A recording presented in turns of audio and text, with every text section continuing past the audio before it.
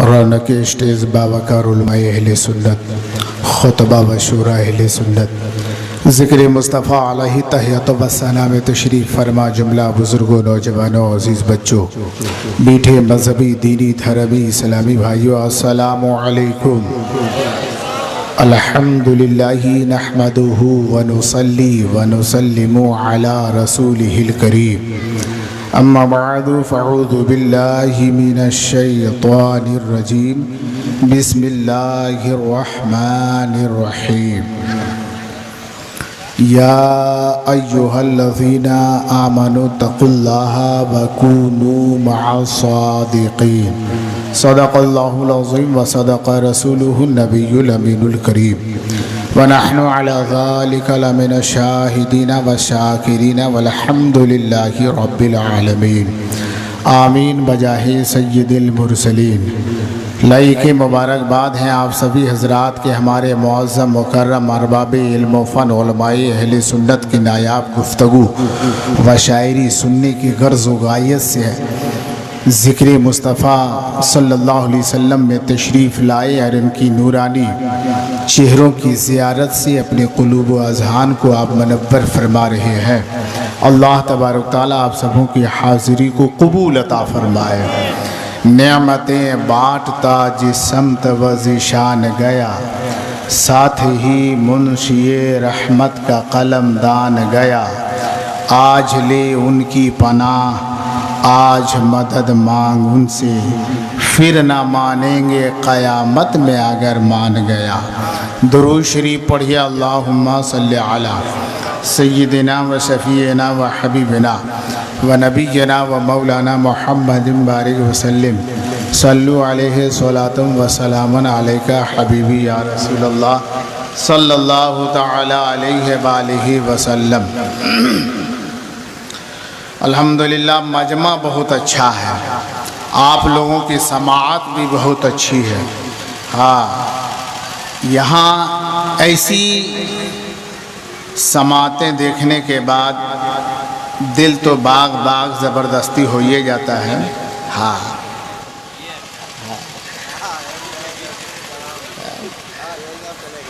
इतने बड़े बड़े उलमाए अहले सुन्नत तशरीफ़ रखते हैं और आप लोग ऐसे गुमसुम बैठे हुए हैं, लगता है कि ये प्रोग्राम पहली मर्तबा ये उलमाए इकराम करने के लिए आए हैं और पहली मर्तबा हम लोग सुनने के लिए आए हैं। एक माहौल बनाइए। मेरे बाद बहुत बड़ी बड़ी खिताबत आप हजरात को समात करनी है। बहुत बड़े शायर जिनको नाम नामी इसमें गरामी आज इस दुनिया के अक्सर व बेशतर हिस्से में मशहूर व मारूफ है, हज़रत अल्लामा अलहाज मुबारक हुसैन मुबारक साहब। और ये देखिए आपके मोहल्ले के हज़रत अल्लामा मौलाना सुल्तान साहब, मंजूर बरकाती साहब, नक़ीब अहले सुन्नत हमारे अब्दुर्रहमान जामी साहब, बहुत सारे उलमाए इकराम तशरीफ़ रखते हैं। किनका नाम लूँ किनका ना लूँ, सब अल्हम्दुलिल्लाह हमसे अच्छे हैं, बेहतर है। 7 मिनट का समय मिला हुआ है। इस 7 मिनट में आप सबों को मैं सोचता हूँ कि कोई लोग खामोश ना रहे, बात अच्छी लगे। अभी देखिए एक चचा आए थे, बहुत अच्छी बात वो बोल के गए कि कोई गुफ्तगू हो, कोई बयान हो जिसमें जायज़ और नाजायज़ को हम समझें। कितनी अच्छी बात है। ये सोच तो सबके अंदर होनी चाहिए। होनी चाहिए कि नहीं होनी चाहिए? अरे बोलिए ना भाई। हाँ तो ऐसे हाँ हाँ हाँ क्या कर रहे हैं, थोड़ा साफ बोलिए। ठीक ठाक हैं। ऐसा लग रहा है कि अभी अभी लॉकडाउन लगा हुआ है। हाँ, अभी अभी लॉकडाउन लगा हुआ। अरे सब चीज में तो लॉकडाउन लगा था, खेत में, खलियान में, मकान में, दुकान में, हर जगह। अरे मुंह में नहीं लगल है भैया। हाँ, एक जगह पे बोल दिए, बोला मौलाना साहब मुंह में तो बड़केंग लगल है। क्या बोलते हैं उसको? अरे जोर से बोलो ना। सब लोग लगा रहे थे, अक्सर बेशतर लोग लगा रहे थे ना। एक साहब से मैंने पूछा था, बहुत पढ़े लिखे थे, साइंसदान थे हजरत। मैंने उससे पूछा कि इसको क्यों लगाए हो? जवाब दिया, मौलाना साहब आपको पता नहीं है इसको लगाने से फायदा? हम बोले क्या फायदा? बोले एक बीमारी चली हुई, वायरस फैली हुई है, अगर इसको नहीं लगाइएगा तो ये बीमारी असर कर जाएगी। हम बोले पूरा जिस्म खाली है, खाली दोकाम लगाया कि होगा रे? मुंह में सिर्फ लगाने से क्या ये बीमारी भाग जाएगी? बोला हाँ सुनिए, साइंसदानों का कहना है कि ये बीमारी 3 जगहों पे ज्यादा अटैक करती है, असर करती है। मैंने कहा वो 3 जगह कौन कौन सी है? उन्होंने कहा कि हाथ। हम बोले पूरा हाथ हुए? बोला नहीं, हथेली, हाथ के एक हिस्सा, ये हथेली, इस हथेली पे ये बीमारी असर करती है, मुंह में ये बीमारी असर करती है, और नाक में ये बीमारी असर करती है। हम बोले अगर ये बीमारी, चलिए तो मुंह में आप तो नाक मुंह को ढकिए लिए, तो हाथ मौजा काहे छोड़ दिए? को पानी है, दस्ताना पाने रहिए, ये बीमारी इस पे न लगेगी। बोला इसके लिए उपाय निकाला गया। बोले कौन सी उपाय है? बोला कि सुबह शाम दोपहर जब मौका मिले दिन भर में 5 मरतबा 7 मरतबा 10 मरतबा दोनों हथेली को धोते रहो। अगर ये बीमारी हथेली पे छू जाए तो तुम्हारे धोने से ये बीमारी दूर हो जाएगी। मेरे दिमाग में आया, मैंने कहा प्रोफेसर साहब, आज आपके साइंसदान और डॉक्टर पढ़े लिखे कहते हैं कि अगर हथेली पे अगर बीमारी छू जाए तो धोने से बीमारी दूर हो जाएगी। ये तो 2020 के प्रोफेसर का कहना है, 2020 में पढ़े लिखे डॉक्टरों का कहना है। लेकिन कुर्बान जाओ मेरे पैगंबर पर, मेरे नबी ने तो 1400 साल पहले ऐलान कर दिया था कि अगर तुम हथेली को धोगे तो तुम्हारी बीमारी दूर हो। पूछा कैसे? तेरे पैगंबर ने क्या कहा? मैंने कहा मेरे पैगंबर का फरमाने आलीशान हुआ। 1400 साल पहले मक्के में, मदीने में मेरे आका ने ऐलान फरमा दिया कि अल्लाह तबारक व तआला का कुरान में ऐलान है, फरमान है। नबी ने अपनी जुबान से ऐलान किया है कुरान के, अल्लाह का इरशादात को फरमाया है। अल्लाह फरमाता है इज़ा कुमतुम इला सलात फगसिलू वजूहकुम वअयदियकुम इलल मराफिक वमसहू बिरऊसिकुम वरजुल समझे? जवाब दिया कि नहीं, मुझे समझ में कुछ भी नहीं आया। मैंने कहा ये कुरान है, अरबी अल्फाज है, इसे आप सुनिए। इसका तर्जुमा मैंने कर दिया, तर्जुमानी करके उसे समझाया। मेरे नबी ने ऐलान किया कि अल्लाह फरमाता है इज़ा कुंतुम इला सलात, ये मेरे उम्मतियों जब नमाज पढ़ने का तुम इरादा करो, दिल में ठान लो को हमें नमाज पढ़नी है, फागसिलू वजूहकुम, तो अपने चेहरे को धो, वअयदियकुम इलल मराफिक, दोनों हाथ को केहनियों समेत धो, वमसहू बिरऊसिकुम, और सर का मसा करो, वारजुलकुम इलल काबैन, और दोनों पांव को टखनों तक धो। मैंने कहा इसका नाम क्या है? वजू। इसका नाम क्या है? अरे आप लोग वजू करते हैं? अरे करते हैं कि नहीं? खाली जुमा को अक्सर लोग देखिए करें, 5 वक्त हम वजू करते हैं। अब ये बताइए कुरान में क्या है कि वजू करके नमाज पढ़ो? वजू कैसे करना? रब फरमाता है फगसिलू वजूहकुम, पहले तुम चेहरे को धो, दोनों हाथ केहनियों तक धो, सर का मसा करो, पाँव धो। ऐसी वजू करते हैं ना? अरे जोर से बोलिए, ऐसी करते हैं ना? कुल्ली नहीं करते हैं तो करे ऐसी करते हैं। नाक में पानी नहीं चढ़ाते हैं? चढ़ाते हैं ना 4-5 लोटा। अरे ये नाक है कि टंकी? करे 4-5 लोटा। बोला हाँ, नाक में पानी चढ़ाते हैं। भाई ने उनसे कहा वजू में 4 फर्ज है। रब फरमाता ये चारों काम कर लो, तुम नमाज पढ़ लो। लेकिन कुर्बान जाओ आलिम गैब मेरे मुस्तफा पर, जो मेरे नबी गैब था है। पैगंबर ने फरमा दिया, नबी जानते थे कि एक जमाना आएगा, चाहे 2020 हो, चाहे 2019 हो, चाहे 2021 हो, नबी जानते थे एक वक्त आएगा जिसमें दुनिया कहेगी हथेली को धो। मेरे नबी ने कहा है तो कुरान में हुक्म है चेहरा धो, लेकिन मेरे उम्मतियों जब तुम फजर का वजू करो तो दोनों हाथ को गट्टों तक 3 मरतबा पहले धो लेना।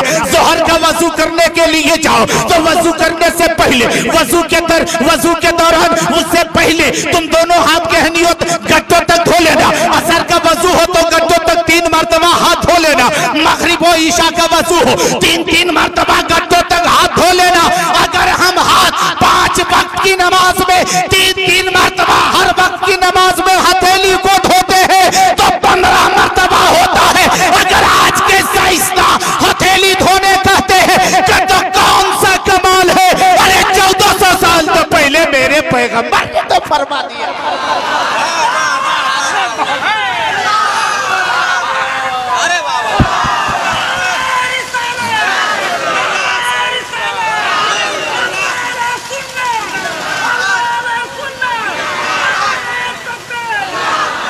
मैंने कहा अच्छा ये बताइए ये बीमारी मुंह में घुसती? बोला हाँ। हमारे नाक में भी? बोला हाँ।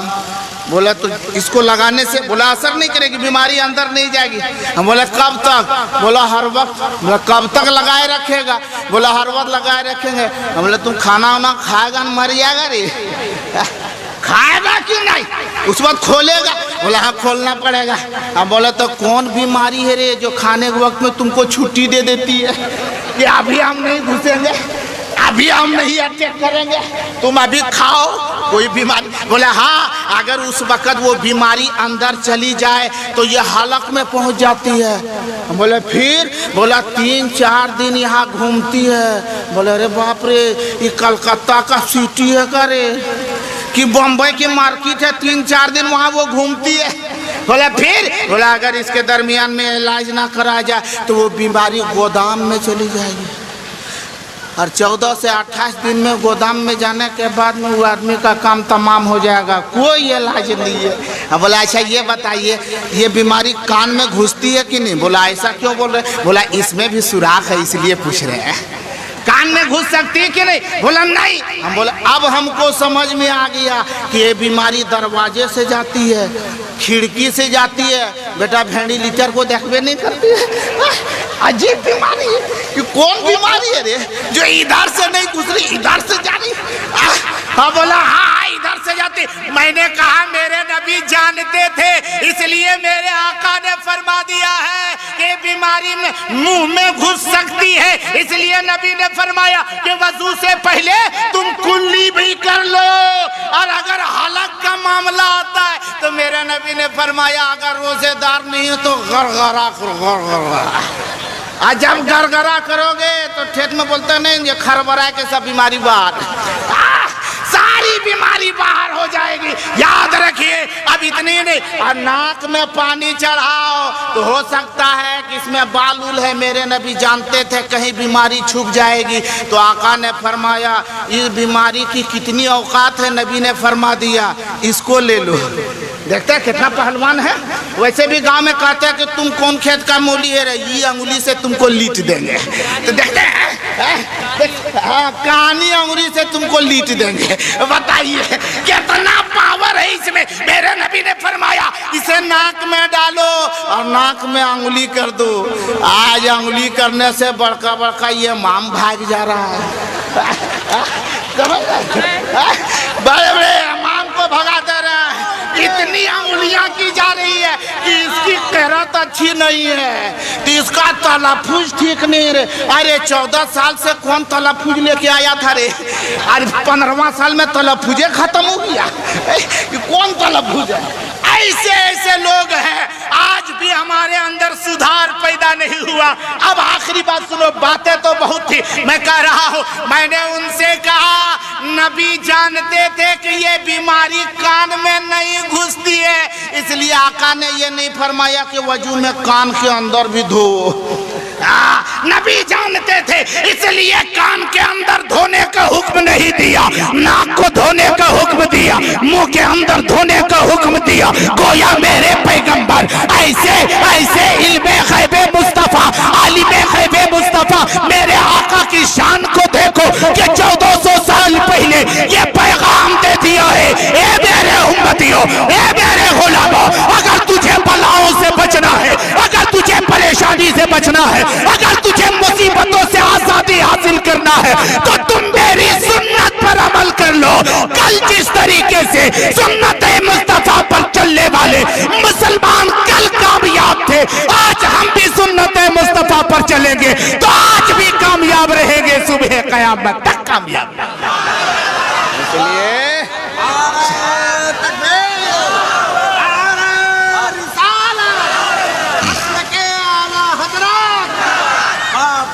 इसलिए मेरे मुसलमानों, आज कम बलाएं नहीं है, आज बहुत बड़े बड़े में देखिए, एक बात ही है ना,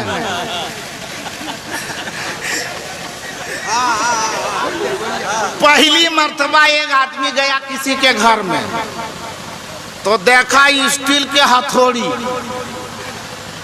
तो सोचा कि यह हथौड़िए ले जाएंगे साला स्टील के, और उसको पता नहीं था इसके घर में चांदियों हथौड़ी है, इसी को लेके भागा। काहल इसके चक्कर में पड़े, इससे बड़े बड़े लोग बैठे हुए हैं, इससे बुजुर्ग लोग बैठे हुए। अल्हम्दुलिल्लाह देखिए, आंगन में उसी चीज को रखा जाता, उसी चीज को रखी जाती आंगन में। कौन सी चीज? जैसे सबल, लोहा, मोड़ी, ये सब चीज आंगन में फेंक दीजिए। और सोना चांदी कहाँ रखते हैं? अरे बोलिए भाई, हाँ एकदम तिजोरी में, वो भी गठरी मोटरी बांध के ताला लगा के घुसेर के रखते हैं। तो अभी तो सिर्फ ये आंगन वाला या तिजोरिया वाला सब उधरिए। इसलिए उन बुजुर्गों को आप हजरात को समाअत फरमानी है। अब 2 मिनट और बर्दाश्त किए, सुनने के लिए तैयार हैं?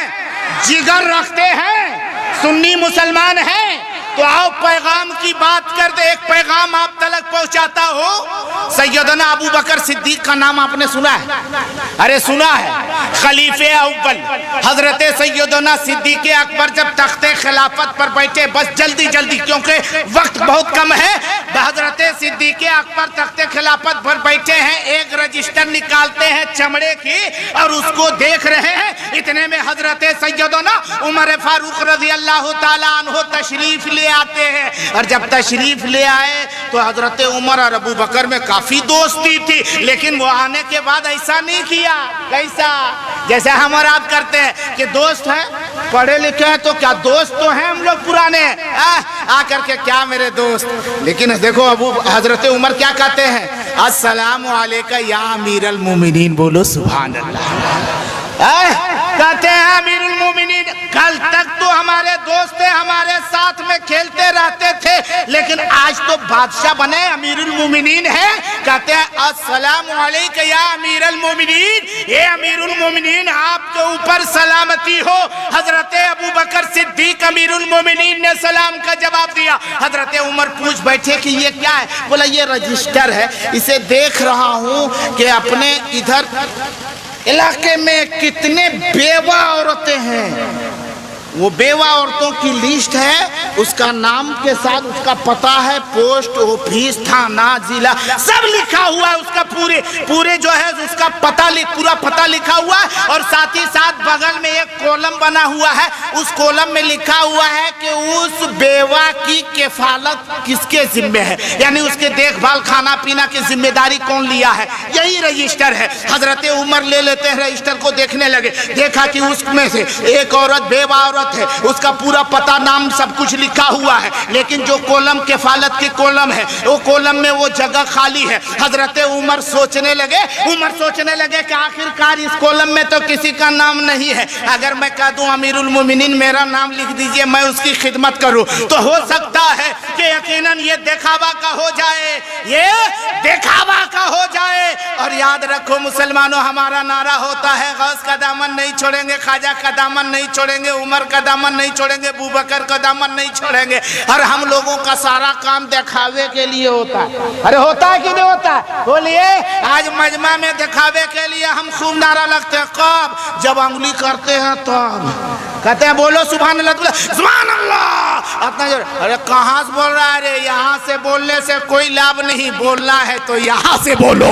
जिसने दिल से सुभान अल्लाह कह दिया है, कसम खुदा की, वो जमीन के ऊपर जब है तब भी कामयाब है, ज़ेरे ज़मीन भी हो जाए फिर भी वो कामयाब है। हजरत उमर सोचने लगे इसके इजहार ना करूं, चल करके देखूं कि बेवा औरत के पास पहुंच करके उसकी खिदमत की जिम्मेदारी मैं ले लूंगा। हजरत उमर फारूक पहुंचते हैं और पते पर पहुंच के उसके घर के दरवाजे तक पहुंच के दरवाजे को खटखटाते। अंदर से आवाज आई, कौन? जवाब मिला कि मैं उमर हूँ। दरवाजा खोल दिया, पर्दे में एक औरत है जिसकी उम्र 80 साल। हजरत उमर से वो औरत पूछ बैठती है, बताओ उमर इधर कैसे आना हुआ? जवाब देते हैं, आपकी खिदमत के लिए, मैंने सुना आपकी किफालत के लिए कोई नहीं है, मुझे खिदमत के लिए रख लो। मैं उमर हूँ, आपकी खिदमत करना चाहता हूँ। आपका कपड़ा मैं धोऊंगा, आपके लिए खाना मैं पकाऊंगा, आपके सारे अखराजात का इंतजाम मैं करूंगा, आपकी जूतियां सीधी मैं करूंगा, आपके घर में झाड़ू मैं लगाऊंगा। वो औरत जवाब देती है पर्दे में रह करके, उमर